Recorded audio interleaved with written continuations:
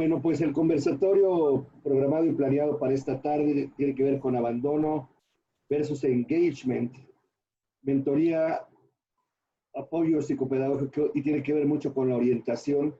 Y queríamos abordar este asunto un poco más ampliamente, abordando la orientación a padres y a estudiantes, ¿verdad? Y cuáles han sido las experiencias que han tenido padres y estudiantes en esta pandemia, en esta situación tan anormal, diría yo, tan inesperada, que muchos de nosotros nunca pensamos en nuestro tiempo de vida pasar por una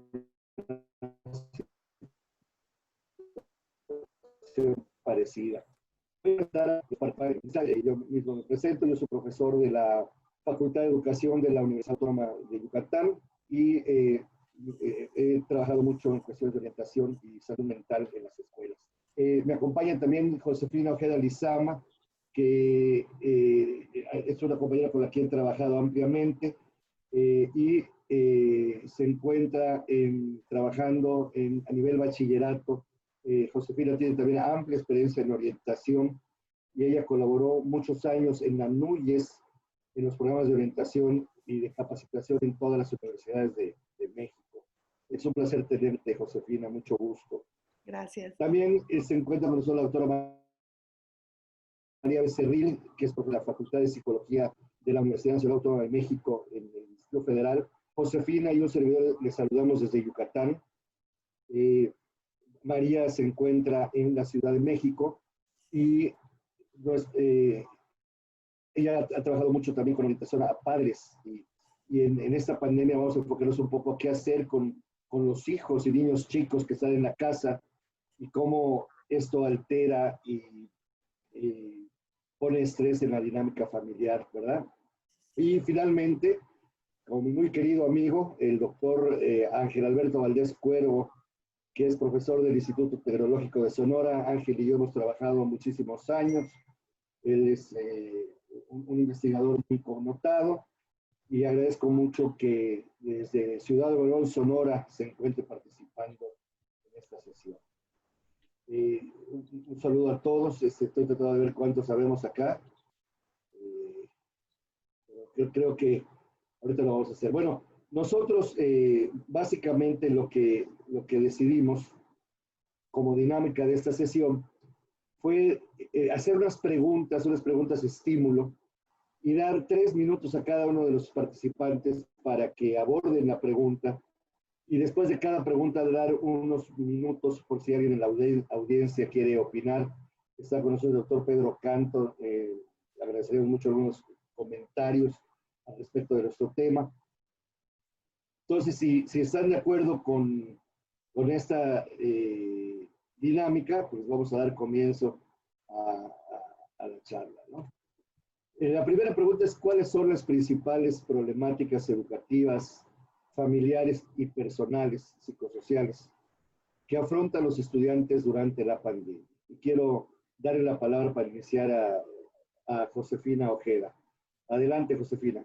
Gracias, doctor Pedro. Buenas tardes a todos y todas. Es un gusto formar parte de este gran equipo. Quiero comentarles que para mí es un honor colaborar con quien ha sido mi maestro desde el inicio de estas tareas educativas, el doctor Pedro Sánchez, que para mí no solamente es una figura profesional, sino también una figura de gran cariño y estima para mi persona, ¿no? Bien, con relación al bachillerato, voy a contarles un poquito para que podamos contextualizarnos. Yo me desarrollo en un bachillerato aquí en Mérida, aquí en Yucatán, que está en el sur del estado, o sea, en el sur de la ciudad de Mérida. Es un bachillerato tecnológico agropecuario. Está en una zona considerada como una zona marginada, donde el nivel socioeconómico va de nivel medio-bajo a pobreza extrema. Entonces, un poquito en este sentido para comentarles cuáles son las características genéricas de nuestros estudiantes. Hay una gran diversidad de estudiantes en nuestra escuela. ¿Qué impera? impera un rezago educativo. Los chicos que ingresan con nosotros no tienen un perfil educativo elevado o alto, incluso algunos son ya chicos que están recursando el bachillerato porque fueron dados de baja o expulsados de otras escuelas, son chicos que viven en situaciones familiares complicadas, ya sea de familias disfuncionales, con cuestiones de violencia. En las últimas generaciones hemos tenido problemas muy fuertes de consumo de sustancias con nuestros adolescentes, madres, embarazos adolescentes en un porcentaje que ha estado elevándose. Pero ante esta diversidad social que presentan nuestros jóvenes, con la situación que estamos viviendo de la contingencia y pandemia, pues se han venido a agravar estas situaciones. ¿En qué sentido? Se han venido a agravar en los términos de que muchos de nuestros estudiantes, y así lo expresan en el área de orientación y en ejercicios que hemos hecho, asisten al bachillerato porque ahora es obligatorio, porque los papás les dicen que si no estudian los van a meter a trabajar, o porque asisten para recibir una beca económica que el gobierno les da. Esto obviamente ante la situación que estamos viviendo, se ve la situación extrema, se ve más identificada en términos de que los chicos se comprometen poco con su formación académica, se comprometen poco con hacer los trabajos escolares o las actividades que los profesores les están dando, e indudablemente nos está preocupando mucho las situaciones del contexto familiar y las situaciones de consumo de sustancias. O sea, tenemos jóvenes que están en un riesgo altamente ya identificados para poder asistir a una institución o a una canalización externa por las circunstancias que estamos viviendo. Y esto es algo muy preocupante, porque además son adolescentes que están todavía en esa búsqueda de identidad, pero que además no tienen las bases familiares que les permitan tener esas redes de apoyo para resolver la situación que estamos viviendo hoy en día. Esto es a grandes rasgos el esquema que estamos nosotros identificando en el CBETA 13, que lo identificamos como un gran reto para poder afrontar, ¿no?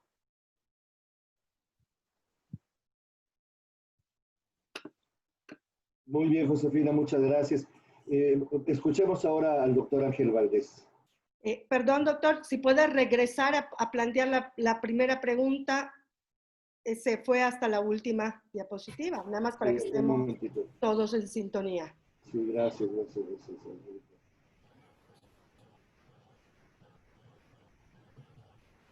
La primera pregunta es... Buenas tardes a todos.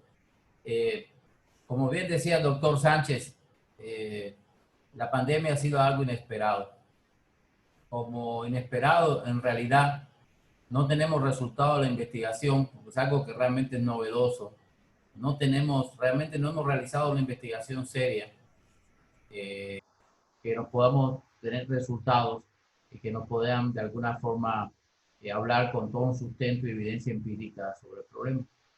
Es decir, necesitamos más tiempo, necesitamos otro tiempo para ir procesando todo esto y entendiendo esta situación. Hablo de todos los ámbitos de la pandemia. En el nivel medio superior, es uno de los niveles donde se concentra una importante problemática en México.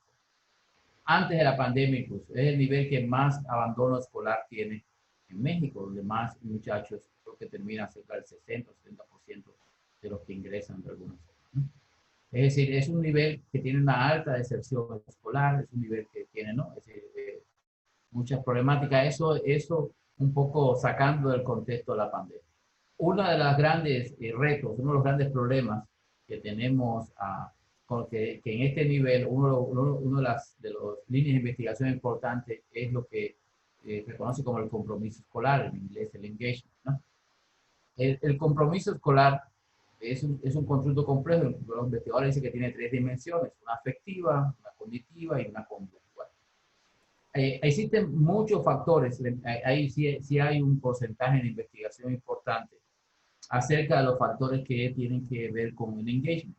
Y normalmente estos conjuntos de factores se dividen en tres grandes grupos. Uno que tienen que ver con el contexto familiar del estudiante. Y se ha hablado de tres aspectos del contexto familiar. Uno es el clima familiar. La pregunta es cómo sufre el clima familiar en esta situación de pandemia. Es decir, ¿qué nuevo estrés se le está agregando a este proceso de clima y a la comunidad? Otro elemento tiene que ver con el apoyo parental. Es decir, el apoyo parental, la teoría del apoyo social, dice que el apoyo social tiene tres fuentes importantes. El apoyo práctico, instrumental, que tiene que ver con las ayudas, con los recursos que los papás le brindan a los hijos. El otro tiene que ver con un apoyo afectivo, es decir, un apoyo valorativo, es decir, bueno, cómo sufre, cómo está de alguna manera disminuyendo o puede estar afectándose el apoyo parental en esta situación de pandemia. Todos sabemos que en esta situación hay afectaciones de tipo económica, incluso emocionales, cómo eso afecta el apoyo que le pueden dar.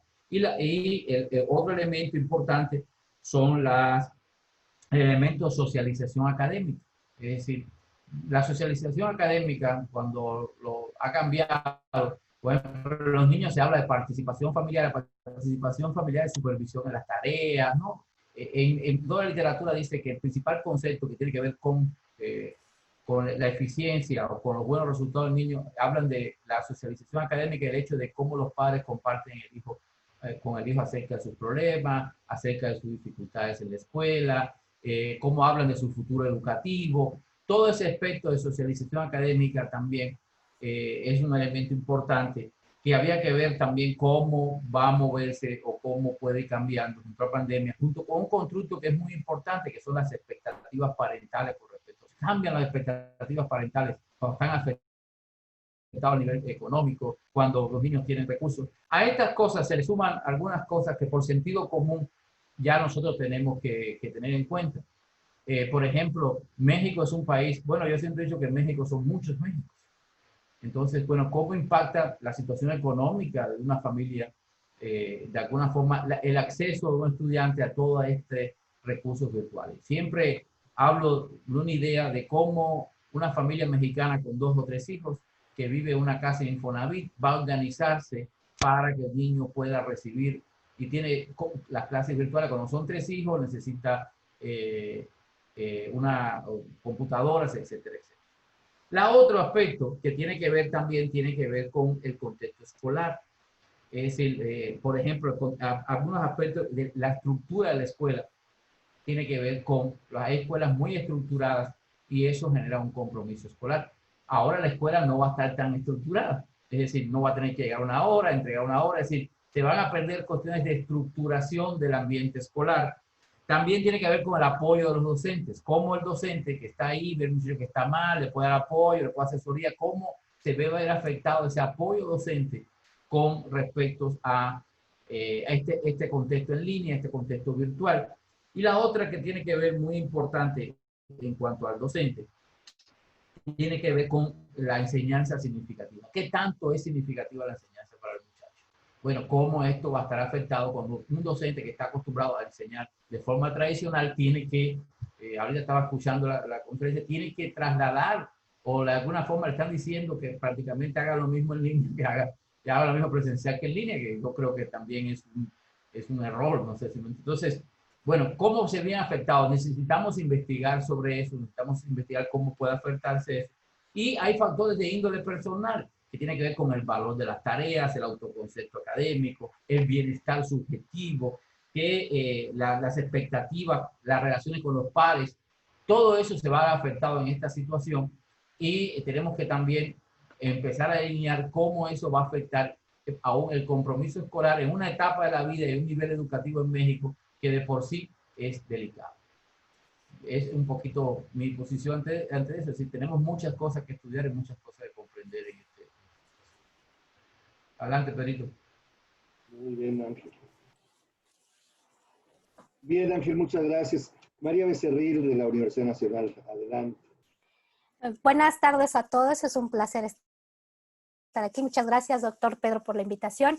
Pues a mí me gustaría comentar como los dos extremos. Creo que los dos ponentes anteriores hablaron sobre el nivel medio superior, pero ¿qué pasa con los chicos de nivel licenciatura y con los de niveles básicos?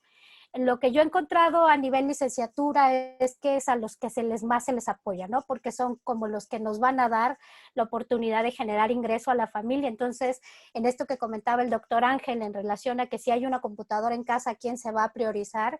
Pues por lo general se hace con el alumno de licenciatura porque es el que finalmente va a proveer, ¿no? En el apoyo económico familiar. Desde la UNAM, desde las plataformas que coincide que tenemos dentro de la UNAM, pues nos hemos dado cuenta que los alumnos han sido muy comprometidos con su aprendizaje. Los docentes de pronto se han tenido que desenganchar de la forma tradicional para empezar a hacer algo mucho más creativo desde lo electrónico, pero por el otro lado tenemos la parte de preescolar y primaria donde los niños están teniendo un aprendizaje limitado en términos a lo que la familia pueda brindarle. Y en términos socioemocionales hay una fuerte crisis específica de ansiedad, de miedo, de incertidumbre, porque no se les explica, o sea, de pronto se les sacó de su escenario común que era la escuela día a día, y un día yo ya estaba tomando clases frente a un televisor. Si voy a una escuela privada, quizá todavía tuve la oportunidad de compartir con mi maestra y con mis compañeritos de la escuela, aunque sea vía Zoom. Pero hubo un grupo grande, y es la mayoría de nuestros niños en México, que tomó clases a partir de la televisión o el WhatsApp que mandó la maestra o algunas tareas que se dejaron. Y entonces esto genera mucha incertidumbre, mucha ansiedad, mucho miedo porque no saben exactamente qué es lo que está pasando. Solo les queda claro que no hay que salir porque te puedes morir, pero nadie les ha explicado exactamente qué significa todo este proceso de la pandemia. Y aunado a situaciones de hacinamiento que vivimos que generan maltrato, violencia, ¿no? Dentro de las propias casas. Y es irónico que tengamos abandono. Están ambos papás, pero están conectados trabajando y los niños se sienten solos en este espacio que se supone que ahorita estamos compartiendo y que nos está permitiendo tener espacios comunes, pues no se está dando como tal, ¿no? La realidad es que algunos de los pacientes con los que yo trabajo a nivel psicoterapéutico es lo que te expresan, o sea, mi papá está conectado, mi mamá está conectada y yo estoy solita todo el día. Y un poco me ubico con mis amigos, los niños que tienen el recurso económico, pero me queda claro que el grueso de la población en este país no tienen estos accesos y entonces es limitado y es un tema que creo que nos tiene que generar estrategias, incertidumbres y además creatividades para poder atender a toda la población. Muy bien, muchas gracias, María. Voy a hacer un pequeño comentario de lo que he escuchado de mis colegas. El primero es un poquito que conducta pasada va a predecir conducta futura. Si en la familia habían problemas antes, con el encierro y la pandemia van a haber peores. Si el estudiante tenía problemas de desempeño escolar por cuestiones de aptitud o de motivación, con la pandemia va a tener más problemas. Igualmente, al revés es cierto, ¿no? Si la familia es una familia funcional, donde se prioriza el aprendizaje, la pandemia va a afectar menos, y si los alumnos tienen motivación, tienen curiosidad, van a ser menos afectados. O sea, esto llueve sobre mojado. Las personas que estaban mal antes, con este estresor, con esta nueva circunstancia, van a estar peor, y básicamente lo que hay que buscar es cómo estaban antes para predecir cómo van a acabar después de este periodo. Y desde luego, creo que nuestra preocupación mayor está en los alumnos de educación media superior. Yo diría también alumnos de secundaria por el mismo proceso de la adolescencia. Antes de dar la palabra, pues alguien quiere opinar. Un comentario positivo que voy a tratar siempre de hacer después de cada pregunta, ¿no? Afortunadamente, en esta situación de educación a distancia, charlas por la red como la que estamos haciendo, las investigaciones muestran que casi el 100% de los alumnos de secundaria y preparatoria y licenciatura en el país cuentan con al menos un celular y acceso a la red. Investigaciones que hemos hecho aquí en las zonas rurales de Yucatán, nos sorprendió ver cómo niños de comunidades alejadas de las zonas urbanas, tienen celulares inteligentes, tienen acceso a Internet, y creo que el esfuerzo que se hizo previo de tener una red global en el país, ahorita están redituando que muchas personas puedan acceder a los programas educativos, al contacto social y académico. No sé si alguien quiere hacer algún comentario, simplemente prende su cámara y su micrófono y adelante, o pasamos a la siguiente pregunta. Perdón, Pedro, yo sí quisiera hacer el comentario. Yo lo observo, por ejemplo, en el nivel medio superior, y en los chicos de secundaria también sucede. Efectivamente, los estudiantes cuentan muchas veces con los recursos porque priorizan tener un celular a tener otros elementos, ¿no? O sea, vamos a hablar específicamente del celular. A lo mejor no una tablet, a lo mejor no una computadora, pero cuando menos el celular sí. Pero creo que aquí también es cuestión de cultura. ¿Para qué les sirve la tecnología? Y entonces es allá donde nosotros tenemos que empezar a trabajar con el cambio de mentalidad y de cultura. Porque efectivamente tienen el teléfono y le descargan 20 juegos y les sirve para distraerse y les sirve para las redes sociales. Y cuando tú les marcas o les dices una búsqueda sencilla, ¿no? En Google, teclea una palabra, por ejemplo, en filosofía, y que busquen qué es pensamiento ecléctico, y no saben cómo utilizar la tecnología en favor de su desempeño académico. Entonces, estos elementos son los que tenemos que ver como áreas de oportunidad ante las circunstancias que estamos viviendo hoy en día, ¿no? Efectivamente, ver que estas herramientas se utilicen de forma constructiva y para fines educativos y no solamente para fines lúdicos o de socialización. Así es. Bueno, y enfoquemos ahora esta misma pregunta, pero a los docentes, ¿no? ¿Cuáles son los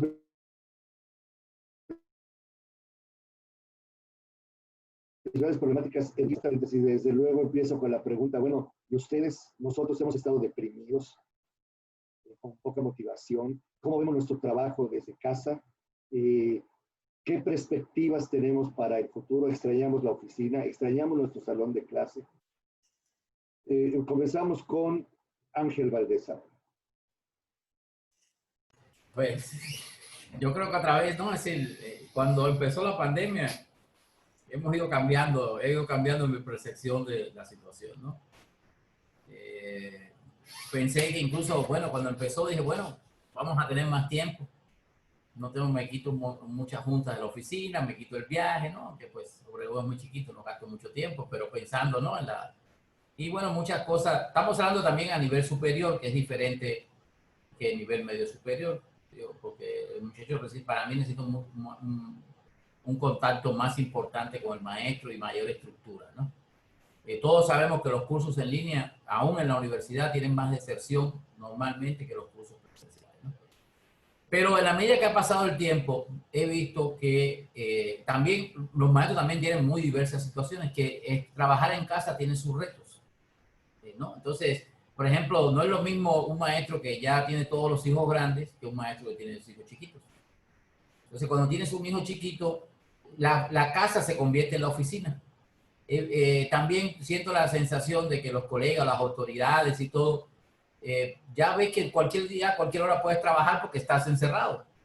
Entonces, por ejemplo, en las vacaciones, todo lo toman como que, mientras antes había más estructura entre los tiempos y los espacios, ¿no? Incluso cuando, por ejemplo, en mi universidad salías de trabajar, te llamaban, disculpe, doctor, le estoy hablando, pero yo sé que ya salió, pero hay esto, lo otro, ¿no? Pero ahorita no, ya te hablan porque estás trabajando todo el día, teóricamente, ¿no?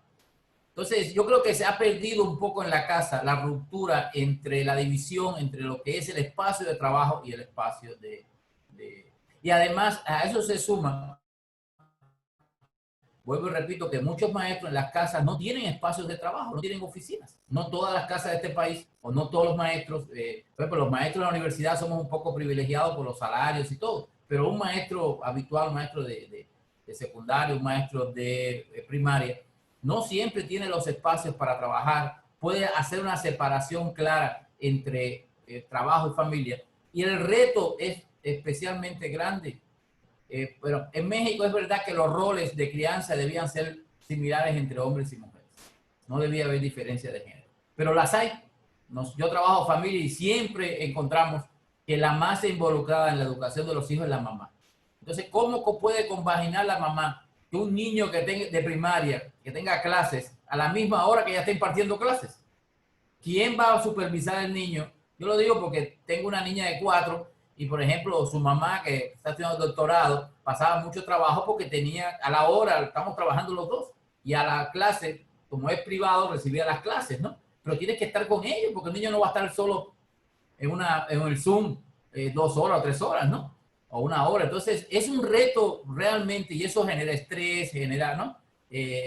O pasa esto, como lo que decía la doctora, me parece que es algo así. Todo el mundo está en la casa, pero todo el mundo está en lo suyo y los hijos. Varias colegas mías que tienen hijos en preescolar dejaron de mandarlos. Dije, bueno, como es preescolar no lo voy a mandar porque no puedo organizarme el hecho y están preocupadas de cómo organizan el trabajo, sobre todo el trabajo en la universidad con el trabajo. Es decir, los espacios han perdido las líneas divisorias que tenían, ¿no? Y uno mismo se acostumbraba a ir a la oficina y cuando llegaba a la casa, pues decía, pues ya no hago nada, o ya terminé, ahora se está perdiendo eso, y eso, al menos con el paso del tiempo, me ha ocasionado a mí un poco de estrés, porque siento que no administro el tiempo libre de manera tan eficiente como antes. Me cuesta trabajo mantener los roles de la casa y bueno, es muy complejo. Y yo creo que es un reto sobre todo para las profesoras por la cuestión cultural que tienen, la responsabilidad que tienen en la crianza de los hijos. No debiera ser así, pero así es, ¿no? Es una realidad. Entonces sí, es un problema que realmente vale la pena estudiar también, ¿no? Así es. Gracias, Ángel. La visión de la mujer. Adelante, María. Yo, al igual que el doctor Ángel, al inicio dije que alivio, trabajar en casa, no salir, traslados aquí en la Ciudad de México son pesados y largos, pero va avanzando el tiempo y te das cuenta de lo limitante que puede ser, ¿no? En términos de que no terminas de ubicar si estás trabajando en la escuela, si estás en tu casa, si estás, en mi caso, atendiendo pacientes, entonces, y todo se fusiona en un mismo espacio, ¿no? Entonces todo se da en el mismo lugar donde como, donde tengo mi vida de pareja, entonces esto al final creo que a todos los docentes les pasa lo mismo, ¿no? Y cuando tienes espacios con muchas familias y se vuelve cada vez más reducido este espacio vital y de intimidad porque pues no lo tienes, ¿no? O sea, no hay las casas con las 5 recámaras para que cada uno trabaje y tenga su home office como quisiéramos que pasara, ¿no? En términos estrictos nos vamos turnando y nos vamos acomodando. Y aunado a lo que comentaba el doctor Ángel, pues es también este rol dentro de la casa, ¿no? O sea, los quehaceres, las labores domésticas que se suman a las maestras, que tienen a los niños chiquitos, además hacer la comida, además arreglar la casa y además, y están desgastadas, ¿no? O sea, una de las cosas que sí yo he platicado con algunas de ellas es lo complejo que es, porque en tomar decisiones entre atiendo a otros niños que no son míos o atiendo al mío, que está siendo descuidado porque la maestra le está pidiendo ciertas actividades, ciertos trabajos que yo no puedo sentarme a colaborar. En el mejor de los escenarios tenemos familias de hombres muy comprometidos, también me ha tocado ver papás muy participativos que se comprometen a la tarea conjunta y que ese es el escenario que desearíamos que fuera ideal, ¿no? Pero en una realidad, pues creo que mexicana no lo cumplimos al 100%. Así es, María, estoy totalmente de acuerdo. Josefina. Sí, yo me voy a ir a otros 2 puntos porque creo que este punto con relación al rol en casa está muy claro y creo que todos estamos viviendo, ¿no? Me voy a ir al primer punto. Yo creo que la principal problemática en términos profesionales para los docentes en general es el asumir el reto de cambiar nuestros paradigmas a una educación que podemos llamarle de salvavidas, de tapar, como decimos en nuestra tierra Yucatán, ¿no? Tapar el hoyo cuando ya se murió el niño, de ver cómo rescatamos esto, de ver cómo replanteamos nuestras formas de dar clase y que los profesores no estamos preparados para ello. Entonces, combinamos todo lo que pasa en casa, combinamos las exigencias institucionales y ahora prepárate a la de ya mágicamente en el uso de todas las posibles herramientas que ni sabías que existían en este mundo, ¿no? Creando un mundo alterno para poder seguir teniendo cierta, ya no hablemos de calidad, sino cierta sobrevivencia en nuestra práctica educativa. Este es uno que a muchos nos ha causado muchos problemas en términos de cómo lo hago, cómo lo replanteo, no lo sé hacer, me da miedo, tengo temor, etcétera, etcétera. Ese es uno. La otra tiene que ver con el excesivo de burocracia, sobre todo en el sistema educativo. Los profesores que son docentes de educación básica y bachillerato sabemos que ha habido una exigencia de informes, papeles, planeaciones, etcétera, etcétera, que el profesor se siente rebasado, que se siente subordinado, desvalorado ante tanta burocracia y que empieza a poner en una balanza qué es lo más interesante entonces, el acompañamiento con los estudiantes, el aprendizaje significativo, como decía Ángel, o llenar toda esta parte burocrática que nos exige el sistema. Y la parte personal que evidentemente creo que todos hemos, o la mayoría hemos experimentado esta montaña rusa, donde efectivamente a lo mejor algunos iniciamos con, qué chévere, o sea, estas son unas vacaciones, ya no me voy a tener que maquillar, trasladar, etcétera, pero cuando empiezas a vivir la realidad, ¿no? De estar todo el día en un espacio donde ya se borraron las líneas de separación entre la familia, entre lo personal, entre las necesidades básicas, entre formarme, entre etcétera, etcétera. Entonces comienza uno a experimentar una serie de emociones que son muy confusas, que requieren de atención, que requieren también de un alto, de reflexión personal y de decir, bueno, ¿qué estoy haciendo? ¿Cómo lo quiero hacer? ¿Y hacia dónde quiero ir? Y creo que estos espacios nos sirven a los docentes para retomar nuestra valía personal, nuestra valía profesional y poder replantearnos cuáles son los elementos que queremos construir a partir de estas circunstancias. Gracias, Josefina. Y nada más comentar para cerrar esta segunda pregunta, que fue una evolución casi como en los matrimonios, ¿no? Los primeros días dices, esto es el paraíso, y luego con el paso del tiempo te das cuenta cuánta leña lleva el dulce.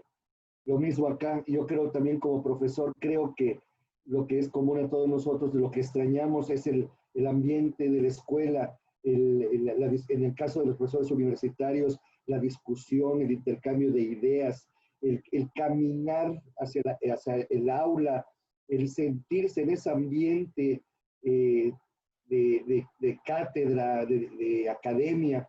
Yo fui hace un par de días a la facultad a buscar unos materiales que necesitaba y fue verdaderamente deprimente ver el edificio vacío, sin ruido, sin gente, sin jóvenes. Yo creo que la buena noticia es que esto tendrá que regresar.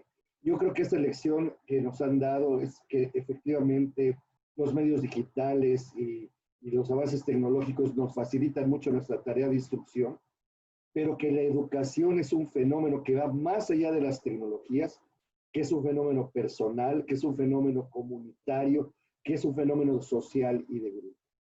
Y quiero contar los días para poder regresar a mi facultad, estar en esa vorágine, en ese ruido, en ese ambiente social que extraño mucho. Por cierto, ya me mandaron mi carta, yo ya solo por mi edad soy personal a riesgo y volveré de final. Quiero aclarar, sobre todo al doctor Canto, que mi salud física está perfecta, lamentablemente tengo muchas dudas, ¿verdad? Pero bueno, pasemos a la siguiente pregunta. ¿Se puede dar orientación por videoconferencia? María es psicoterapeuta, Josefina es orientadora, Ángel y yo somos clínicos. ¿Podemos hacer este trabajo en línea? ¿Qué piensas, María? Híjole, yo creo, le voy a platicar mi experiencia personal. Al principio yo me negaba, tuve alguna posibilidad con hace el año pasado precisamente, ¿no? Con una paciente que se fue a Estados Unidos y me costaba trabajo, mucho trabajo, porque te hace falta la cercanía del consultorio, te hace falta la intimidad que genera el espacio de consulta, te hace falta el poder ver por completo todo el lenguaje corporal que el paciente te dice en este acompañamiento. Y entonces yo definitivamente al inicio de la pandemia hablé con cada uno de mis pacientes y todos en general estaban como, bueno, pues en un mes nos vemos, ¿no? Entonces era como, está bien, pues no nos conectamos. Después, bueno, sí los fui monitoreando, eso sí, de manera cercana por mensajes, ¿no? Viendo cómo estaba, si todo estaba bien en casa, si necesitaban apoyo. Y lo que fue surgiendo desde mi muy particular visión fue, yo lo voy a dejar que me sorprenda la pandemia, ¿no? Si el paciente me dice que yo necesito estar, yo voy a estar. Si me dice el paciente que me quede en mi casa a seguir trabajando lo mucho académico que tengo que hacer, bueno, me comprometeré con ello. Y lo cierto es que cada vez hay más demanda, ¿no? Cada vez más surgen los pacientes pidiéndote el trabajo clínico. E irónicamente, pues hemos aprendido a tener cosas de cercanía, ¿no? Para mí, por ejemplo, el trabajo con los niños, he platicado mucho con los colegas en términos de lo difícil que es jugar, porque no puedes interactuar eh, desde la cercanía como estábamos acostumbrados en el consultorio. Y a mí me ha sorprendido mucho todos los aprendizajes que me han dado mis pacientes, los niños, en términos de que, por ejemplo, por Zoom compartimos la pizarra en blanco y entonces dibujamos cosas, entonces de pronto me abren una aplicación y jugamos juntos. Entonces, al final hemos ido trabajando, aprendiendo, porque eso es una realidad, de lo que podríamos generar de manera conjunta y no perder esa línea de emocional, ni perder esa empatía, ni perder esa privacidad. También entiendo mucho, por ejemplo, también trabajo con jóvenes adolescentes. El otro día una chica hablaba y de pronto se quedaba callada así como muy tiesa, ¿no? Y volvía como a relajarse. Le digo, ¿qué pasa? Le digo, ¿qué sucede? Me dice, es que mi mamá se pega a la puerta y oye lo que yo estoy diciendo y me doy cuenta. Entonces, cuando me quedo callada, ¿no? Entonces, evidentemente, bueno, pues no se puede con esta intimidad que genera el consultorio, pero al final creo que ahorita es de suma importancia nuestro apoyo, no solamente desde la parte terapéutica que me toca, sino también me ha tocado dar mucha contención a los alumnos de licenciatura, ¿no?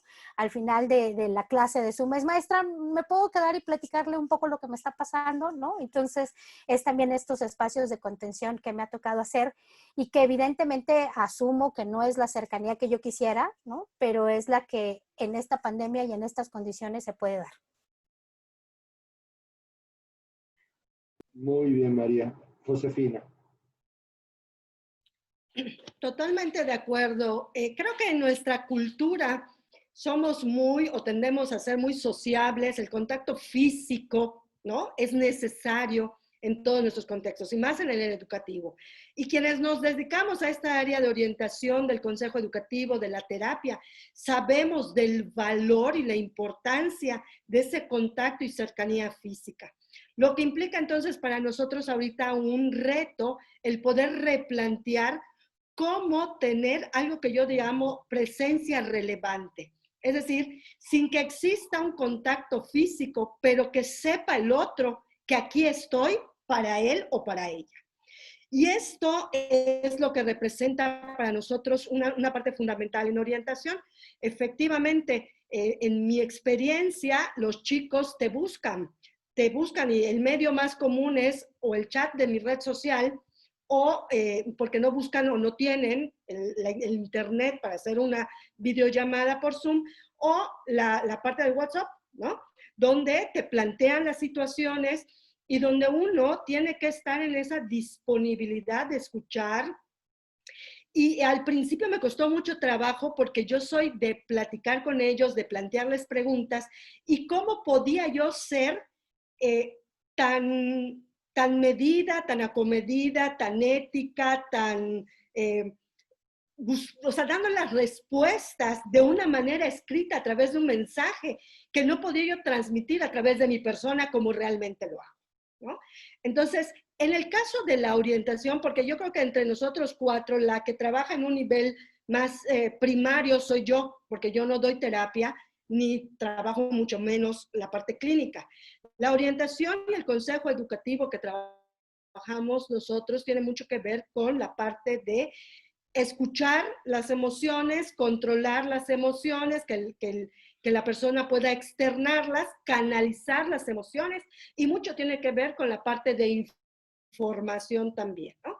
Por ejemplo, con los estudiantes que concluyeron el bachillerato, mucho del acompañamiento fue con relación a la información para educación superior. ¿Qué iba a suceder? ¿Cuáles eran sus temores? ¿Qué va a pasar? Si preferían meterse a trabajar, etcétera, etcétera. Y esta parte, pues, es bastante sencilla, digamos, de acceder en un medio tecnológico. La parte emocional es la que representa un reto, porque nos lleva más tiempo, porque implica poner otras herramientas personales al servicio del otro para poder realizar ese acompañamiento. Pero sin duda alguna, lo que no podemos hacer es eliminarlo. Lo que no podemos hacer es derrotarnos y decir, no es válido, no se puede. Tenemos que replantearnos muchas cosas, ¿no? Creo que por allá tenemos que ir trabajando cada uno en sus áreas. Gracias, Josefina. El doctor Ángel Valdés. Bueno, sí, si bien algún momento de mi vida, ¿no? me dediqué a la parte clínica, pues hace ya varios años no lo hago. La verdad nunca he dado terapia por línea, ¿no? No podría decir, ¿no? Si tengo la experiencia de la doctora. Voy a referirme más a mi ámbito de competencia actual, que es la orientación académica y el acompañamiento académico. La verdad, en mi experiencia, creo que incluso con toda crisis tiene, como decían los chinos, un momento de oportunidad. Y también uno va aprendiendo cosas, ¿no? Este momento de crisis me ha enseñado más a usar mucho más la tecnología, depender mucho menos de la presencialidad. Y al menos con mis estudiantes, sobre todo ahora voy a dar un curso en licenciatura, va a ser mi primer reto ya cuando el año pasado no me tocó el reto de la licenciatura. Pero los estudiantes de posgrado he mantenido un contacto muy cercano con ellos y el trabajo en línea me ha permitido casi estar como un trabajo presencial con ellos, ¿no? Con todos los recursos que hay actualmente. Es decir, podemos hacer los análisis aquí, pueden platicarme sus dudas, sus conflictos. Eso sí he notado algo. Lo que he notado es que es mucho más demandante para el profesor, para mí. Porque antes yo podía poner en mi oficina a 3 estudiantes y el contacto era más rápido. O podía delegar en uno, por ejemplo, en un estudiante, podía delegar alguna función específica. A lo mejor yo tengo un estudiante más avanzado, doctorado, podía delegar una función específica, ¿no? de acompañamiento de otro estudiante, por ejemplo, de maestría. Lo que he notado ahora es que me demanda mucho más tiempo, porque pues asesoría, que conversan, que sus análisis. Entonces, en realidad, y eso otra vez, aunque te acerca mucho el estudiante, otra vez empieza siendo angustiante, porque lo que decía Josefina es verdad, las instituciones quieren exigirte como si estuviéramos en toda una presencialidad, ¿no? Por ejemplo, en esta situación, a mí me tocó la evaluación del PNPC. Ese fue mi momento más angustiante que para todos mis estudiantes. Porque entonces tuve que traer, a pesar del COVID, a mi asistente a mi casa, porque con mi asistente no puedo trabajar igual que con mi estudiante, ¿no? Entonces, pero en el caso de la orientación académica, yo no he visto grandes dificultades. Incluso he descubierto una manera nueva de acercarme con los estudiantes, de estar cerca de ellos. Programamos nuestra cita, hacemos los trabajos, haciendo los análisis, que antes yo les decía, cuando llega Lison a tal hora, ¿no? Y ahora he descubierto que tengo mucha más flexibilidad para programar esas sesiones, para programar esos trabajos. Entonces no he visto gran dificultad en la orientación académica. Otra cosa es la orientación ya con muchachos con problemas emocionales, ¿no? Donde, pues la verdad yo no puedo decir una experiencia. Yo creo que esto es muy importante. Sí, y la orientación académica, pues claro, mis estudiantes también me platican por dudas, los ayudo, ¿no? Por ejemplo, muchos tienen la dificultad de que en sus casas les cuesta trabajar y uno le da orientación, ¿no? Pero bueno, no son personas con problemas emocionales importantes, ¿no? Donde es la parte de diferencia entre la orientación y el consejo, ¿no? Ya no. Pero yo, en esta parte sí, para mí ha sido algo que creo que lo que voy a aprender de la crisis. Estos recursos pueden ser utilizados de manera mucho más eficiente que antes hacías venir un estudiante por una asesoría. Hoy me doy cuenta que no tengo que hacerlo venir, que puedo trabajar con él sin necesidad que el estudiante venga, ¿no? Antes te da una junta y se decía, muchachos, a las 10, y ya yo tenía que esperarte si tenías una junta de esas inesperadas que siempre tenemos, ¿no? Y ahora no, ahora tú le puedes decir, mira esto, y los vemos en una hora, quédate en tu casa, no vengas, o espérame, o por línea lo vamos a hacer, no te preocupes. Bueno, esa ha sido una oportunidad. Creo que la orientación académica no ha tenido gran dificultad, pero ahora no puedo dar una opinión sobre la parte, creo que es ahí la parte con muchachos con problemas emocionales importantes. Yo siento que sí se pierde mucho en la terapia, en mi experiencia clínica, cuando la persona no está presente, ¿no? Y otra cosa es la intimidad, todas las cuestiones que da el contexto de terapéutico, que no creo que sean fácil mantener un contexto virtual. Pero bueno, yo me refiero sobre todo a la orientación académica. Yo no puedo estar más de acuerdo con Ángel, ahorita te dejamos a Josefina. Yo creo que hay que diferenciar lo que es la orientación educativa y el consejo escolar, el trabajo académico de tutoría uno a uno, pero yo creo que la orientación y la psicoterapia de problemas emocionales tendrá que esperar. Yo, en lo personal, he trabajado muchos años en este aspecto y no me siento a gusto trabajando en línea y por una condición muy simple. Nunca sé cuándo pueden estar grabando. Y yo creo que no me atrevería a tener la espontaneidad de los comentarios que haría normalmente en una sesión uno a uno, o explorar temas tan delicados, a veces confidenciales, cuando sé que nadie garantiza la confidencialidad precisamente de la situación, o que puedas ver tu imagen o la sesión en Facebook, o en Instagram, o en TikTok en algún momento. Yo creo que realmente la psicoterapia, el manejo de problemas emocionales tendrá que esperar. Ese es un manejo que debe hacerse en persona, es un acto clínico y cuando las condiciones se presten, se podrá dar. Josefina, ¿quieres comentar algo más? Sí, a mí lo que me preocupa, o sea, algo que nos tiene que quedar muy claro a todos en el sistema educativo es cuáles son las diferentes figuras y funciones, ¿no? Y los límites, hasta dónde nos corresponde intervenir. Lo que me preocupa es la responsabilidad que ponen algunos directivos o en el sistema educativo sobre los docentes y sobre los orientadores educativos en este momento de pandemia. ¿A qué me refiero específicamente? He escuchado en consejos técnicos, por ejemplo, ¿no? Donde responsabilizan totalmente a los tutores académicos del no abandono de los estudiantes al sistema educativo, donde incluso tienen que o les exigen hacer visitas a domicilio aún en estas circunstancias. Y donde a los orientadores nos cuelgan la etiqueta, fíjense, la etiqueta de motivar al estudiante para que no abandone. Y entonces, mientras que no entendamos como sistema educativo en todas las figuras y en todos los niveles, cuál es la corresponsabilidad que tenemos cada uno de nosotros como sociedad en los procesos educativos, estamos yendo mal. Y entonces yo creo que allá es algo muy peligroso que al rato se nos responsabilice en los datos, en los informes, en la sociedad en general, a los orientadores educativos y a los tutores académicos, que son dos figuras que han cobrado importancia, digamos, ¿no? Ante esta situación o que deben de tomar importancia de la situación que se pueda estar dando en determinado sistema o en determinado nivel. Porque como ya lo hemos mencionado, lo hemos señalado y creo que lo van a platicar a lo largo de estas charlas, esta es una situación multifactorial y Pedro lo decía. O sea, la educación es un fenómeno social que se genera entre diferentes agentes y no podemos responsabilizar a unos cuantos de esta situación. Y esto sí lo quiero comentar porque en el caso específico del nivel secundaria y nivel bachillerato, la responsabilidad de la permanencia de un estudiante en el sistema educativo, en la escuela, el no abandono, está cayendo sobre los hombros de los tutores académicos y de los orientadores educativos. Y esto no es posible, ¿no? Entonces, yo sí quiero comentar. Adelante, María Becerril.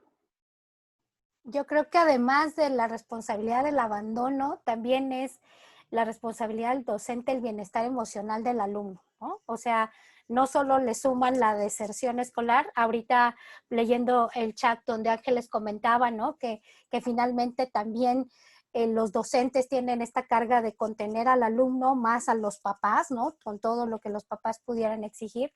Y que sí es bien importante que queden delimitadas las funciones, porque un docente ya da muchísimo, ¿no? Como para que además sea el responsable emocional de los actos o no actos, y sobre todo en la adolescencia, que hay situaciones de tanto riesgo en el que no se le puede depositar a un docente todo el bienestar emocional de un alumno. Entonces sí, coincido y complemento lo que Josefina nos compartía. Claro, y evidentemente el consejo es no comprar este discurso de que el tutor es el responsable, ¿no? Aquí, como en los alcohólicos anónimos, hay cosas que podemos cambiar y hay cosas que no podemos, y hay que reconocer la diferencia, ¿verdad? No se trata de repartir culpas, pero tampoco se trata de asumir responsabilidades que no deben ni pueden asumir los maestros en ninguna circunstancia. Muy bien, pasemos a la siguiente pregunta. ¿Qué diferencias socioeconómicas y culturales respecto al manejo de la pandemia existen en el norte? Sonora, allá está Ángel, en el centro, donde está María Becerril, y en el sureste, donde está Josefina. Ángel, empezamos por el norte del país. Yo creo que habíamos orientado la pregunta porque yo lo que creo, más que hablarte del norte, yo creo que es importante ver que, y yo creo que ya los maestros lo hemos vivido, que la pandemia tiene efectos diferentes. Dice, hay un efecto de agregamiento, es decir, los factores de riesgo son como factores que se van agregando, no son factores que... Y el riesgo va aumentando en la medida que tú tengas más factores de riesgo, van agregando los problemas. ¿Por qué digo eso? Es decir, yo he visto una gran diferencia, y no debía ser, pero la diferencia ha agregado. Todos sabemos que cuando hablo, estoy hablando fundamentalmente, creo que las universidades han podido hacer más rápido la transición. Primero porque cuando alguien llega a la universidad es que tuvo una familia que lo apoyó. Digo, es verdad que llegan muchachos con muchos diferentes niveles socioeconómicos, pero con un nivel de apoyo básico, ¿no? La educación tiene más diferencia en lo básico. Y se va haciendo un embudo donde las diferencias cognitivas, intelectuales, incluso de nivel socioeconómico se van más o menos atenuando. Estoy hablando de la cuestión pública, ¿no? Yo he visto una gran diferencia entre los muchachos, al menos en el norte, de que están, por ejemplo, voy a hablar de la educación básica, ¿no? De que están en escuelas privadas y están en escuelas públicas. Es decir, es mi experiencia. Obvio, yo no he investigado el tema. Estoy hablando sobre la base de mi experiencia, el impacto que ha tenido la pandemia en la profesión, ¿no? Mientras las escuelas privadas, quizás por la necesidad que tienen de hacer el tránsito por las colegiaturas, rápido, tardaron a veces 15 días, un mes en hacer un tránsito, con todas las eficiencias que puedan tener, ¿no? Pero tengo muchachos que conozco que toman sus clases por Zoom, por algunos recursos donde tienen interacción con el maestro, tienen interacción con sus pares, aunque sea virtual, pero tienen interacción. Tienen que entregar las tareas, los maestros insisten en que tengan una rutina. Sin embargo, también conozco una sobrina que está en una escuela pública, donde las tareas se las mandaban por WhatsApp, era la televisión, no era su maestro. Muchas veces los programas no eran verdaderamente apropiados para lo que estaba aprendiendo. Es decir, creo que otra vez se acumula un defecto, es decir, como que lo que sale, el golpe va a ser más fuerte en el aprendizaje de los muchachos, los que menos tienen. Primero porque los papás, por ejemplo, tienen menos recursos para apoyarlo en la casa. Muchos de los papás, nosotros, a pesar de que estamos en la atención de los maestros, somos privilegiados porque podemos quedarnos en la casa y tenemos un salario seguro. pero mucha gente tiene que salir de su casa. Yo me pregunto, bueno, si alguien tiene que salir, ¿cómo van a apoyar al niño en la casa? Porque estamos pensando que todos somos nosotros, los papás que trabajan en los super, por ejemplo, en las maquiladoras. Entonces, en Sonora, otra vez, si yo hablo del norte, otra vez a México parecen a veces mundos diferentes, ¿no? Y el impacto es mucho más grande, como bien decía Pedro, es un impacto acumulado en la gente más vulnerable, en el sistema más vulnerable. Y desgraciadamente, quizás yo no trabajo en primaria, pero lo que yo he visto, la verdad, los recursos tecnológicos de las escuelas primarias, al menos que yo he visitado aquí en Sonora, son limitados. De hecho, los bachilleratos son limitados. En muchos no funciona el internet de verdad. Muchos muchachos, aunque dice Pedro que ha aumentado mucho el internet, muchos no tienen acceso a internet en su casa. Agarran el wifi cuando es libre en la escuela, todo por el estilo. No tienen computadoras. Entonces, tenemos todo un problema, ¿no? Primero, los papás los pueden apoyar menos, muchos tienen que salir a trabajar. Los papás que trabajan en maquiladora, trabajan en súper, tienen que salir. ¿Con quién se van a quedar los niños a tomar las clases? Yo me pregunto, ¿no? Digo, ¿alguien planificó, alguien pensó eso? Porque la escuela es un espacio que le da oportunidades a los papás de delegar esas funciones por un tiempo. Es verdad que la familia extensa en México cumple un papel importante, pero no todo el mundo tiene una familia extensa. Es decir, yo lo que creo que, al menos en mi visión del norte, es que el impacto ha sido muy diferente y otra vez golpea más a los niños más vulnerables, a las familias más vulnerables. Y las transiciones han sido diferentes. Se me hace, al menos educación básica, desde mi experiencia, yo tendría que estudiarlo, habría que verlo, y a lo mejor algún maestro de educación básica me dice que no es así, tiene razón. Yo estoy hablando de mi experiencia, ¿no? Limitada porque yo no he investigado sobre el tema. Yo lo que he visto que hay transiciones más rápidas en las escuelas privadas a un sistema, ¿no? Un poco más eficiente, y claro, cuenta con más colaboración de los padres tienen mayor recursos, que en las escuelas públicas. Ahorita, por ejemplo, la televisión, están peleando si la televisión sí o no, ¿no? Pero yo estoy seguro que las escuelas privadas van a seguir, los maestros tienen que dar su clase en Zoom, tienen que dar su clase, ¿no? Entonces, tienen una interacción mucho más cercana que mandarle una tarea. Al menos mis sobrinas casi nunca tenían retroalimentación de las tareas, al final era una calificación, pero nunca se sabe por qué, ¿no? Entonces, es muy disímil. Hay maestros muy comprometidos que sí entregaban tareas, se comunicaban, pero no todos, y no era una obligación. Entonces, yo creo que otra vez tenemos que tener mucho cuidado para que esta pandemia y no afecte tanto. Yo una propuesta que tengo es que una vez que termine la pandemia tenemos que regularizar a esos muchachos. Si no podemos pensar que no pasó nada y que los enseñamos igual. Como decía Josefina, esto es, le hemos puesto, es decir, algo para que a ver, que no pierdan todo. Pero no podemos pensar que este año o este año y medio fue igual. Sobre todo para los muchachos más vulnerables, porque van a seguir avanzando con dificultad. Yo creo que una vez que termine esto, tiene la Secretaría, tenemos que en muchos niveles, educación básica, media y media superior, que hacer, mi propuesta es que hagan cuestiones diagnósticas y que realmente fortalezcan los aprendizajes que no se adquirieron, porque ya en la universidad es otra cosa. Nosotros en mi universidad hicimos el tránsito rápido, los muchachos se han adaptado muy rápido, ¿no? Es otro ambiente, pero la plataforma ya estaba, todos sabíamos utilizar la plataforma. Es verdad que es un cambio, ¿no? Que hemos tenido que cambiar cosas, pero no es un cambio tan abrupto, porque casi todos los muchachos, por ejemplo, mi curso de licenciatura era virtual, no tuvo que hacer ningún movimiento. Digo, era virtual, ya era virtual, no sé si me entienden. Entonces, realmente no hubo que hacer ningún movimiento, ¿no? Entonces, yo creo que esta es mi postura, yo creo que ahí tenemos que ser cuidadosos y realmente, una vez hay un efecto que dice más a los que más tienen. Entonces, no, aquí tenemos que ver cómo podemos, para mí la primera pregunta es cómo hacemos que esta crisis afecte menos a los que menos tienen, que es lo que está pasando, yo creo que no. Gracias, Ángel. Y sí, estoy totalmente de acuerdo contigo. La pandemia va a exigir que regrese el fantasma, el tucho en la educación, que es la evaluación. Yo no puedo entender como científico social cómo podremos valorar el impacto de la pandemia en la educación si no retomamos el tema de la evaluación muy seriamente en el sistema educativo. Y allá entra la pregunta, porque este gobierno desafortunadamente entró con la bandera de abatir y erradicar la evaluación del sistema educativo.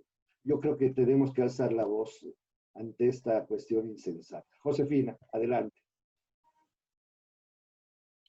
Gracias. Sí, estoy totalmente de acuerdo con lo que ha establecido Ángel. Creo que obviamente se va a ver mucho más significativo los desniveles sociales, pero también es cierto que creo que hay muchos aspectos culturales que van a permear en esta parte. Y hablo en el nivel de la adolescencia, por ejemplo. Yo ahorita estoy trabajando a nivel medio superior, pero también estoy trabajando en posgrado, ¿no? En posgrado hay la experiencia y el compromiso del profesor que está tomando su maestría en ver cómo le hace para no perderse las clases en línea, para poder cumplir con sus trabajos, porque hay una sed de crecer, ¿no? Cosa que difícilmente se ve en un adolescente hoy en día, porque lo que buscan es la gratitud inmediata, la satisfacción, digamos, de alguna manera material. Y entonces, la parte que tiene que ver con el sentido de estudiar. Tú le preguntas a un adolescente, ¿por qué estudias? Porque mi papá me mandó. Entonces, cuando se dan este tipo de situaciones, puede ser mucho más fácil justificar esa falta de propósito o de sentido para eso. Entonces, allá vamos a tener que tener un trabajo muy fuerte. Otro elemento, obviamente, tiene que ver con los recursos que se ven muy diferentes por regiones del país, sino por niveles socioeconómicos. O sea, yo tengo un hijo que estudia en una escuela particular donde afortunadamente, además tiene 2 papás maestros que lo fastidian y le están dale y dale, pero yo tengo estudiantes donde el 75% de mis estudiantes tienen padres que solamente concluyeron hasta el 3er año de primaria. Entonces, allá es un factor cultural que afecta muchísimo. Estos elementos son primordiales para poder trabajar esta parte. Y otro elemento que está sucediendo ahorita en el sureste del país, precisamente el día de ayer estábamos en una reunión en la universidad y nos decía una persona de nivel superior que tiene que ver con las escuelas particulares, que el 40% de las escuelas particulares aquí en Yucatán están teniendo ya problemas y peligro de cierre de sus escuelas. ¿Por qué? Porque no tuvieron, uno, la visión del directivo para qué hacer en esta situación. 2, las herramientas y la inversión que implica el tener una plataforma digital para poder llevar a cabo las clases. 3, la capacitación de sus docentes. Y entonces estamos escuchando en las noticias, lees en el periódico, platicas con padres de familia que te dicen, ¿para qué voy a pagar una colegiatura de 5,000 pesos mensuales si al final mi hijo va a terminar aprendiendo a través de la televisión?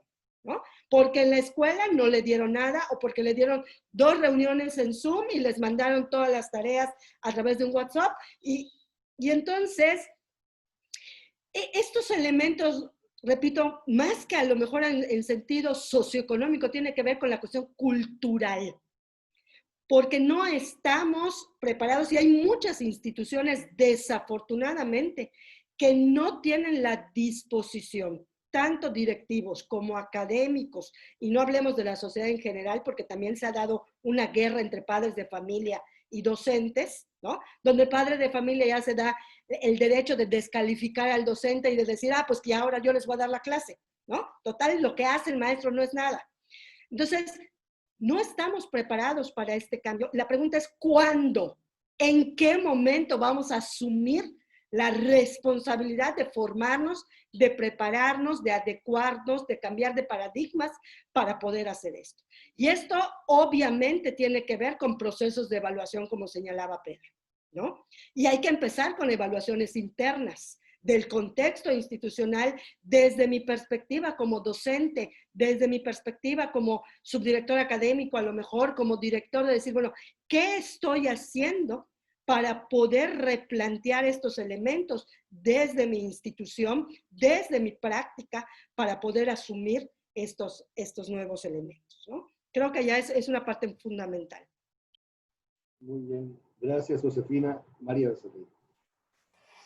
Pues en términos generales ya ambos doctores explicaron como el panorama que también se vive aquí en la Ciudad de México, ¿no? Creo que una de las principales fuentes de empleo son los oficios que se viven aquí en la Ciudad de México, que cubren las necesidades para que esta ciudad se pueda movilizar y pueda tener la vida y la dinámica que tiene, ¿no? Entonces esto implica que los papás tengan que salir de casa y que los chicos tengan que pues medio aprender o como puedan aprender, sobre todo las clases medio bajas y bajas, porque en la Ciudad de México tenemos estatus de condiciones muy precarias y que los alumnos pues difícilmente tienen un cuaderno y un lápiz para poder aprender, ¿no? Entonces ya no hablemos más de tecnología, sino que a veces inclusive hay condiciones en las zonas conurbadas a la Ciudad de México donde ni siquiera tienen acceso a una televisión como para poder tomar estas clases que se dieron, ¿no?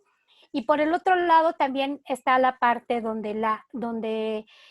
el docente en la Ciudad de México se ve rebasado en términos de el aprendizaje, la capacitación, el tomar clases y tratar de tener un panorama hacia dónde dirigir a los alumnos. Y finalmente también las escuelas están decidiendo, muchos papás a nivel personal me dicen que si va a pasar algo en el desarrollo de los niños, si no toman un año de clases, si se va a mermar su aprendizaje, si este año deciden no, por muchas razones. Una tiene que ver con lo financiero, ¿no? Hay una abuela con la que trabajo que es abuela de 3 niños y me hice una colegiatura de 3 niños con una venta poca porque tiene un pequeño restaurante, me hice una venta que ha bajado mucho, hoy no tengo las posibilidades e intenté inscribirlos en una escuela pública y no hay lugar para recibirlos porque ya están los lugares ocupados, entonces no tengo una oportunidad de poderles ofrecer educación. Y evidentemente creo que esto es algo que se está replicando a lo largo del país y en los diferentes estatus económicos se va dando de manera distinta, ¿no? Quizá el niño de escuela privada sí tenga la oportunidad de la tecnología, sí tenga la oportunidad del maestro, sí tenga la oportunidad de la clase, pero lo que no está teniendo es todo este acompañamiento socioemocional que se genera dentro de las propias escuelas. Entonces, al final, siempre hay algo que queda latente y que tenemos que comprometernos en hacer algo para que esto ya sea diferente en términos de que no necesitamos a que llegue otra pandemia para darnos cuenta que nuestra educación y que la calidad de la educación que le estamos ofreciendo a los jóvenes y a los niños y a los adultos de este país está teniendo muchas áreas de oportunidad en las que tenemos que trabajar. Muy bien, muchas gracias, María. Y como siempre, mi comentario final positivo es que esta pregunta permanece como una buena pregunta de investigación a futuro. Creo que sería muy interesante explorar si existen o no diferencias regionales en el país. Continuamos con el interrogante. ¿Hay más cosas similares que diferencias? ¿Y de qué dependen estas diferencias? Pasemos a la siguiente pregunta. ¿Cómo para favorecer el compromiso educativo, el engagement que le llaman aquí en el título de la conferencia? ¿Qué podemos hacer para que nuestros alumnos confinados tengan un mejor desempeño escolar? Josefina, ahora contigo. Sí, creo que es una pregunta que mueve muchas cosas, ¿no? Volvemos otra vez a lo que comentábamos antes. El compromiso educativo de cada sujeto, y vuelvo otra vez, sobre todo en el tono de los adolescentes, depende, es muy personal, y lo que creo que tiene que ver en mi función como orientador, como docente, tiene que ver mucho con la motivación al logro, con el trabajar con los estudiantes la parte de propósitos de vida, que muchas veces los jóvenes no siquiera se imaginan esto y que viven cada día. El poder hacer que los jóvenes a través de ejercicios, porque en el caso de la orientación educativa en bachillerato es muy limitado el tiempo y el espacio para este tipo de acompañamiento. Nosotros, por ejemplo, yo atiendo a 20 grupos, 50 minutos a la semana por cada grupo de 40 estudiantes. Entonces, también tenemos que ser muy congruentes en esta parte. Mi estrategia que utilicé en los últimos meses para cierre y que creo que tengo que ir reforzando es en este sentido, de trabajar con ellos estrategias lúdicas y de reflexión que les permitan reconocerse, revalorarse y poderse establecer propósitos de vida que los ayuden a comprometerse para su formación. Y yo creo que no solamente en términos de compromiso educativo, porque tengo jóvenes con los que convivo que no solamente no tienen compromiso hacia su formación, sino hacia ellos mismos. Se desvaloran, no les interesa la familia, no les interesa tener amigos, etc. Entonces, yo siempre lo he dicho y siempre voy a ponderar, el que no está bien en su parte humana no puede estar bien cognitivamente o en la parte académica o profesional. Entonces, creo que hay que apostarle ahorita a trabajar y a potencializar estos elementos humanos en nuestros estudiantes de cualquier nivel para poder entonces, lo que decía el doctor Ángel, tomar esta pausa a lo mejor académica como tal, reforzarme y poder entonces después solventar, resolver o atender y potencializar, los elementos académicos. Si no trabajamos de esta manera, difícilmente realmente va a haber un cambio significativo y positivo en nuestros estudiantes. Gracias, Josefina. María. Analizando la pregunta, a mí les voy a comentar a nivel personal qué me funciona con los alumnos de licenciatura.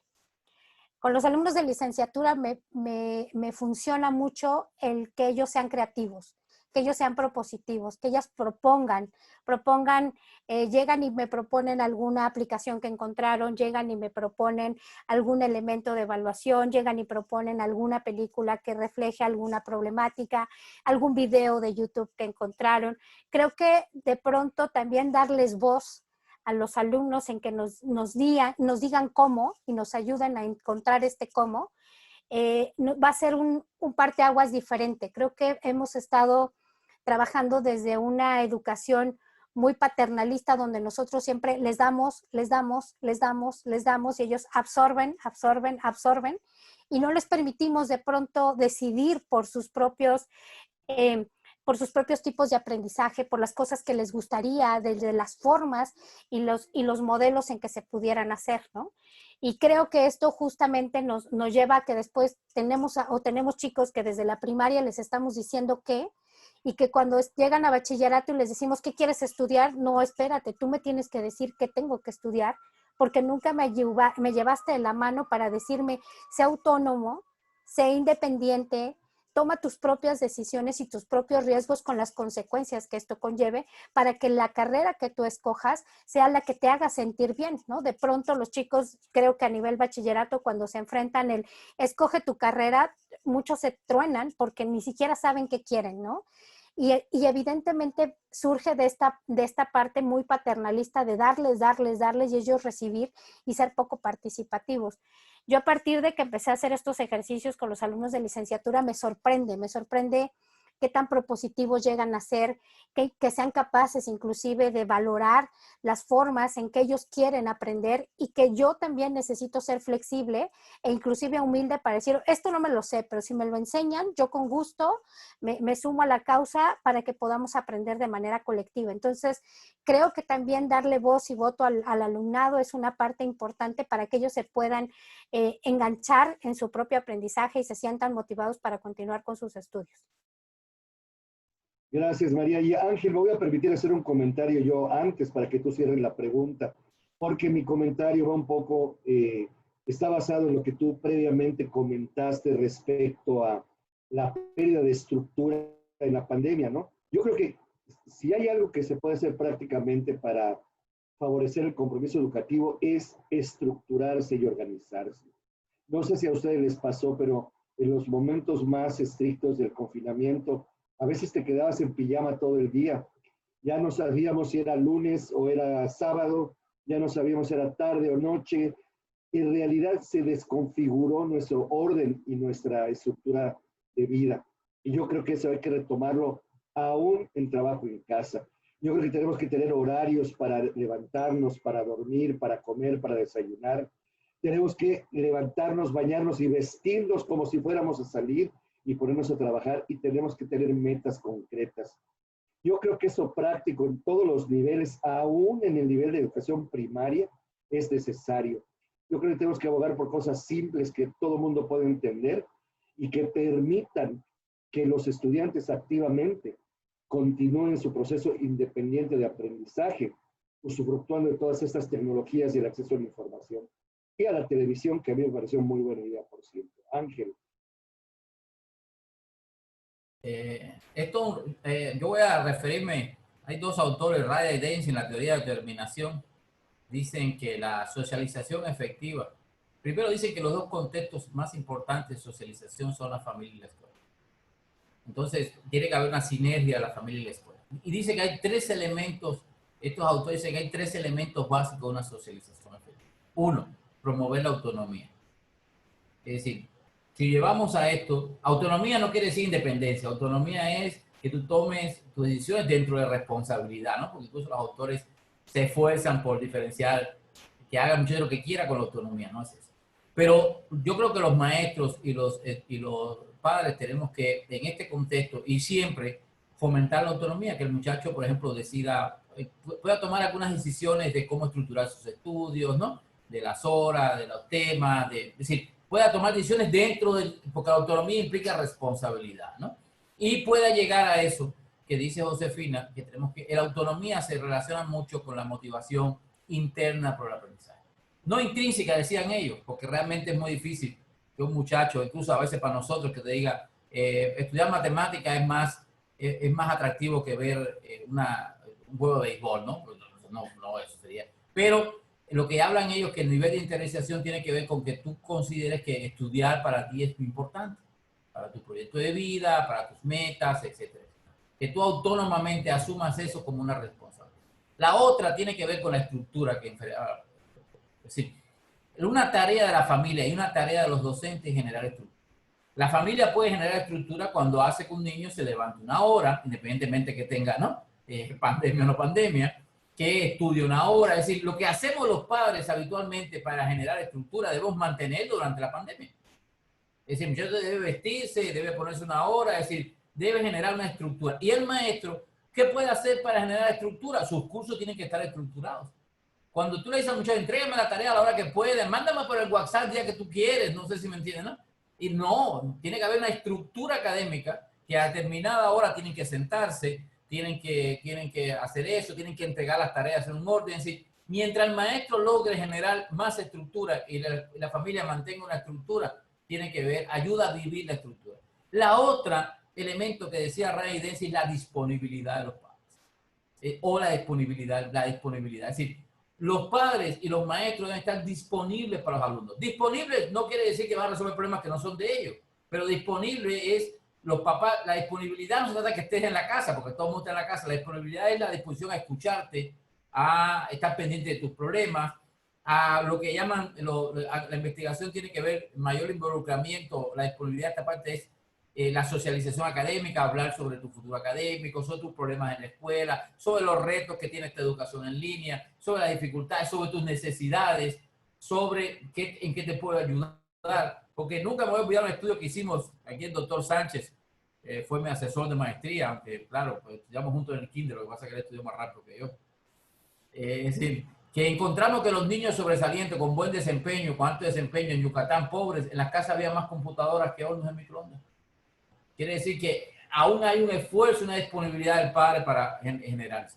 Y el maestro también tiene que mostrarse disponible para aclarar dudas, ¿no? Para reunirse con el estudiante, siempre con límites, ¿no? Pero tiene que mostrarse accesible y disponible. Robin Deci y Ryan y decía que estas tres cosas, estos tres elementos de la socialización tienen que ver mucho con la interiorización de la motivación. Es decir, cómo la motivación pase de ese muchacho que te dice que estudia porque el papá lo manda a la escuela, a que el muchacho diga, yo estudio porque considero que para mí es importante estudiar. Miren que no estoy diciendo que él diga, estudio porque estudiar es mejor que ir a ver a la novia. Eso pues ya sería todo un sobresaliente muy, ¿no? Es decir, muy fuera de proporción, no sé si me entienden, ¿no? Pero estudio porque es importante para mi proyecto de vida, para mi futuro, para cómo me veo como persona. Y Robert Deci dice que esto implica un mayor nivel de autorregulación de los motivos. Entonces yo creo que para mí esos tres elementos tenemos que ver cómo lo mantenemos. Primero, cómo lo estimulamos, sea pandemia o no sea pandemia, ¿no? Porque muchos papás no lo hacen. Optan por el control. El control, por ejemplo, nosotros trabajamos con tareas escolares en los niños. Y, por ejemplo, los papás tienden más a controlar que a apoyar la autonomía. Es decir, le hacen la tarea a los niños. Y es verdad que cuando tú le haces la tarea a un niño, el niño saca buenas calificaciones, pero es verdad que no genera motivación interna, autorregulación, autoconcepto académico. Y entonces, después, cuando ya no lo puedes controlar y llega la adolescencia, pues el niño no sabe qué hacer solo, porque toda la vida tú le hiciste las cosas.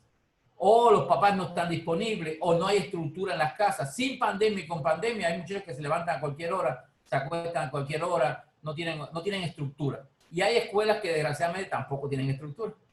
Si entrega o no entrega la tarea no pasa nada, si llega o no llega no pasa nada. Entonces, yo creo que hay que fomentar esos tres elementos. Toda la investigación es consistente que estos son, hay muchas teorías de la crianza, pero que estos son tres elementos importantes de la socialización y que deben ser cumplidos por los dos contextos fundamentales de desarrollo que tienen que ver con familia y la escuela, ¿no? Incluso algunos autores hablan de a nivel ya de comunidad, ¿no? Pero es mi comentario al respecto, ¿no? Pues muy bien, muchísimas gracias, Ángel. Y con esto pues damos por terminadas nuestras preguntas, pero quisiera dejar un espacio, tenemos 5 minutos, por si alguno de nuestros estimados participantes gusta hacer algún comentario o alguna pregunta acotada, estamos disponibles. Solo abra su cámara y su micrófono y adelante. El doctor Giovanni Rodríguez, entonces Minerva Castillo, el doctor Pedro Canto. Si eres tan Alicia. amable, entonces, Pedro, de dejar de compartir pantalla para que nos podamos ver todos en la pantalla. De acuerdo, de Y se acuerdo. pueda generar un diálogo, ¿no? De acuerdo, de acuerdo. Dejemos de compartir. Sí, correcto. Adelante, creo que aquí tenemos alguna participante. Tesabel, adelante. Gracias, buenas tardes. Pues realmente muy interesante todo lo que han expuesto, muy profesionales con fundamentación pues, en evidencias, y pues yo me voy muy complacida con todo lo que se ha abordado en esta mesa. Considero que sí existen muchísimas situaciones que nosotros como profesores tenemos que asumir en un rol como profesor para poder inspirar a nuestros alumnos, para poder transmitirles a través del ejemplo, pues esa autonomía de la que hablan, esa responsabilidad y esa asesoría que les hace falta en los diferentes niveles, tanto en las escuelas públicas como en privadas, existe esa necesidad y pues muchísimas gracias. Gracias a usted. Alicia Rivera, muchas gracias por la oportunidad. Adelante. No, muchas gracias a ustedes por estar aquí con nosotros y bueno, pues realmente compartir estas experiencias y estos trabajos de investigación que han realizado, a mí me parece muy importante, pero lo mejor de todo es que hayan acudido a este llamado que nosotros hicimos desde AIDU para empezar a hacer esta red de trabajos, de propuestas para cambiar, mejorar o hacer algo diferente en relación a la educación media superior y superior. Muchas gracias. Excelente mesa. Muchas felicidades a todos y a todas.